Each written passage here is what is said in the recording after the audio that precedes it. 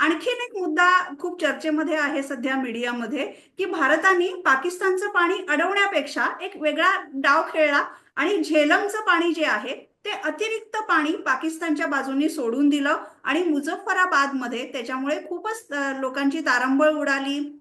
नदीच्या पाण्याची पातळी अचानक वाढली. ही काय स्थिती आहे झेलमच्या बाबतीत?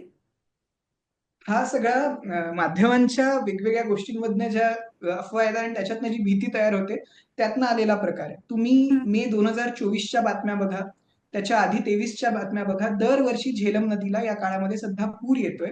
याचं एक महत्वाचं कारण आहे, सध्या जागतिक तापमान वाढ होत आहे आणि जे हम्म. ग्लेशियल आहे, ग्लेशियर्स ते मेल्ट होत आहेत. जेव्हा ग्लेशियर्स हिमनद्या. जास्त हिमनद्या, त्या हिमनद्या सध्या वितळत आहेत आणि या हिमनद्या वितळल्या की नदीतली पाण्याची पातळी वाढते आणि हम्म. त्याच्यामुळे पूर होतो. हा हम्म. पूर फक्त तिकडेच नाही तर भारतातही येतो आहे. हम्म.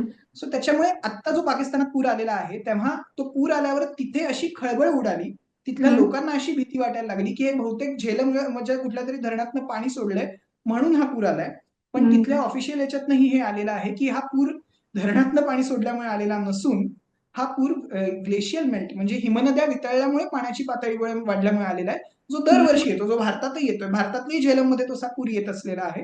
आणि हम्म. दुसरी गोष्ट, जर असं पाणी सोडलं तर धरण हे काही सीमेवरती उभे नाहीयेत ना, धरण ही हम्म. आतमध्ये आहेत. त्यामुळे असं पाणी सोडलं तर भारतात नाही आधी पूर येईल आणि मग तो बर. पाकिस्तानमध्ये पण होईल.